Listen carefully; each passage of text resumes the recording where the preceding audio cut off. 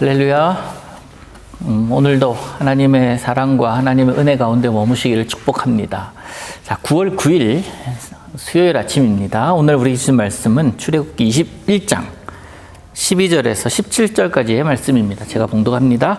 사람을 쳐 죽인 자는 반드시 죽일 것이나 만일 사람이 고의적으로 한 것이 아니라 나 하나님이 사람을 그의 손에 넘긴 것이면 내가 그를 위하여 한 곳을 정하리니 그 사람이 그리로 도망할 것이며 사람이 그의 이웃을 고의로 죽였으면 너는 그를 내 제단에서라도 잡아내려 죽일지니라. 자기 아버지나 어머니를 치는 자는 반드시 죽일지니라. 사람을 납치한 자가 그 사람을 팔았든지 자기 수하에 두었든지 그를 반드시 죽일지니라. 자기 아버지나 어머니를 저주하는 자는 반드시 죽일지니라. 오늘 6가지 보겠습니다. 폭력에 관한 이야기인데요. 폭력에 관해서 우리 그리스도인들에게 하나님께서 주신 기준입니다. 오늘 언급되는 폭력은 살인, 그리고 부모를 때리는 배륜, 유괴, 그리고 부모님을 욕하는 것, 부모 공경을 하지 않는 것들에 대한 이야기입니다. 여러분, 폭력은 어떤 경우도 정당화될 수 없다고 저는 생각을 합니다.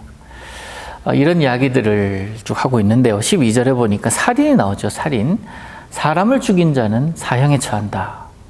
그것은 이해하기 어려운 문제는 아닙니다만 13절에 보면 고의로 한 것이 아닌 경우, 하나님께서 말씀하시잖아요. 하나님께서 그의 손에 맡긴, 그러니까 고의가 아닌, 의도하지 않은 상황에서 발생한 살인의 경우는 한 곳을 정할 것인데 그곳으로 도망하라 하십니다. 여기서 우리는 떠올릴 수 있는 곳이 있습니다. 어디예요? 도피성이라는 곳이죠. 여호수아 20장에 그 내용이 자세히 나오는데요. 이 13절 고의가 아닌 살인을 저지른 자를 보호하기 위한, 그래서 하나님은 가나안에 도달한 이스라엘 백성들이 땅을 분배한 이후에 이 도피성읍을 만들어서 이 구절을 지키게 하십니다. 이는 율법이 이스라엘 백성들로 하여금 구속하고 억누르게 할 것이 아니라 이 율법이라는 틀, 이 기준을 통해서 하나님의 사람들로 하여금 보호받게 하기 위함, 나아가서 용서받을 기회, 또 자유함을 주실 수 있는, 누릴 수 있는 기회를 주신 것이 아닐까 하는 그것으로 이해할 수가 있지 않겠습니까? 그런데 이 도피성 제도를 악용하는 자들도 분명히 있었을 겁니다. 근데 그 악용하는 것을 방지하기 위해서 14절이 있습니다. 내 제단이라고 한 표현이 있잖아요. 도피성을 의미한 것으로 우리가 볼 수가 있습니다. 사람이 그의 이웃을 고의로 죽였으면, 그러면서 도피성에 가 있으면 내 제단인 그곳에서 끄집어내라 라고 하나님 말씀하지 않습니까? 제단에 숨어 있는 자라 할지라도, 그곳에 숨어 있는 자라 할지라도 고의로 사람을 죽인 자에 대해서 하나님은 엄격히 행하십니다. 그리고 15절과 17절은 부모님에 대한 말씀이죠. 굳이 성경에 적혀 있지 않아도, 기록하지 않아도 부모님에 대한 효는 당연한 것입니다. 하지만 예나 지금이나 지금까지 완벽하게 부모님을 공경했다 하는 사람은 그 어디에도 없습니다. 늘 부족한 것이 부모님에 대한 공경함이 아닐까 하는 생각을 합니다. 그래서 하나님께서는 그 백성이 그래도 지켜야 할 선, 지켜야 될 계명들을 이 법 속에 규정하고 계시는 것입니다. 성경에 수많은 구절들이 부모님에 대한 공경하는 마음, 섬기라는 마음, 그리고 그 부모님에 대한 지혜를 무시하지 말라는 말씀을 굉장히 많이 하고 계시는데요. 그 중에 잠언 말씀 하나만 읽어드리면 이런 말씀이 있습니다. 잠언 1장 8절과 9절인데요. 내 아들아, 내 아비의 훈계를 들으며 내 어미의 법을 떠나지 말라. 이는 내 머리에 아름다운 관이요 내 목에 금사슬이니라. 무시하지 말라는 거예요. 떠나가지 말라는 겁니다. 그 아버지 훈계를 들으면서 있을 때에 그것은 내 머리에 아름다운 관이 될 것이고 내 목에 금사슬이 될 것이다 라고 기록하고 있습니다. 마지막으로 16절을 보시면 사람을 납치한 자는 그 행위 자체로 인하여 사형감이다 라고 말씀하십니다. 여러분, 우리나라에서도 참 많이 어린 아이에 대한 유괴, 납치 이런 일들이 참 많았습니다. 어린 아이들을 유교해서 때로는 그 부모를 통해 돈을 빼앗으려고 하기도 합니다. 노약자들, 또 심신장애자들, 심지어 사상적으로 반대하는 그쪽의 선자들을 납치해서 그를 정족을 제거하려고 하는 것일 수도 있었겠죠. 근데 그들에 대해서 성경은 단호합니다. 반드시 죽일지니라. 왜 그럴까요? 사람은 하나님께서 심혈을 기울여서 만든 존재입니다. 하나님의 모습을 가진 존재이지만 그 소중함을 보지 않고 단지 그들의 물질적인 욕망, 그들이 하고 싶은 그것, 도구로 보는 것, 그것에 대해서 주님께서 용납하지 않으셨던 거예요.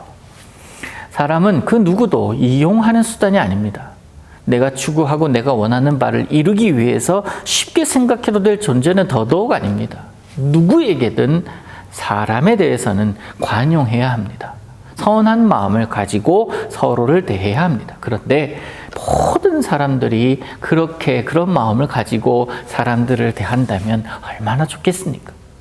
근데 그것이 아니라 사람을 대할 때 저 사람에게서 있는 것을 어떻게 하면 내가 취할 수 있을까? 그런 생각을 참 많이 하는 것이 우리 사람들의 모습이다라는 거예요. 그렇지 못하기 때문에 우리 주님께서는 정확하게 선을 긋고 계십니다. 우리 이 땅에 이 수많은 나라들 가운데 사형제도를 찬성하는 곳 그리고 폐지한 곳 참 많이 있습니다만 영국에서 사형제도가 폐지되면서 흉악 범죄율이 급격하게 증가했다는 통계가 있습니다. 이게 남의 나라 일이지만 우리나라의 경우를 보면 우리나라도 다르지 않습니다. 우리나라는 물론 지금 사형제도가 있는 나라이긴 합니다만 이게 1997년 이후에 사형 집행이 한 건도 이루어지지 않았다고 그래요. 이런 상태에 있다 보니까 특별히 청소년들의 범죄율이 증가하고 있다고 합니다. 그래서 그들 스스로가요, 촉법소년이라고 법이 그들을 구속할 수 있는 나이가 아니라는 것을 그들이 이용하면서 그들이 범죄율이 점점 증가하고 있다고 합니다. 적어도 인권을 유린하는 흉악한 범죄에 대해서는 단호한 모습이 필요하지 않을까 하는 것이 제 개인적인 생각입니다. 여러분, 하나님 사랑의 하나님입니다. 용서하시는 하나님입니다. 그러나 무조건적 용서, 무조건적 자비는 아닙니다. 성경이 그걸 증명하고 있습니다. 오히려 무조건적 용서라면 우리는 죄에 대해서 자유하다라고 하면서 심지어 하나님 앞에까지 범죄하려 듭니다. 이게 인간의 완악한 모습이잖아요. 결국 하나님은 그렇지 않습니다. 죄에 대해서는 단호하셨습니다. 오늘을 살아갈 때에 마땅히 인간으로서 그리고 은혜 입은 하나님의 사람으로서 지켜야 할 선에 서 있을 때 우리는 보호받을 수가 있습니다. 하나님은 하나님의 사랑, 하나님의 은혜를 입은 자답게 살아가기를 원하십니다. 하나님의 마음을 잘 안다는 그런 사람이라면 폭력 그 선이 어디까지지? 하나님께서 허락하신 살인은 어디까지지? 이것을 굳이 찾지 않아도 내 마음에 하나님이 머무신다면 내가 더 사랑하지 못해서 아쉬워하고 더 용납하지 못해서 마음 아파하는 그런 모습을 보이지 않을까 생각합니다. 오늘도 하나님의 품 안에서 우리가 마땅히 할 일, 또 하지 말아야 할 일을 잘 구분하여 하나님의 사람으로 살아가시기를 우리 예수님의 이름으로 축복합니다. 하나님 아버지 감사합니다. 오늘도 하나님의 사람으로 살기를 원합니다.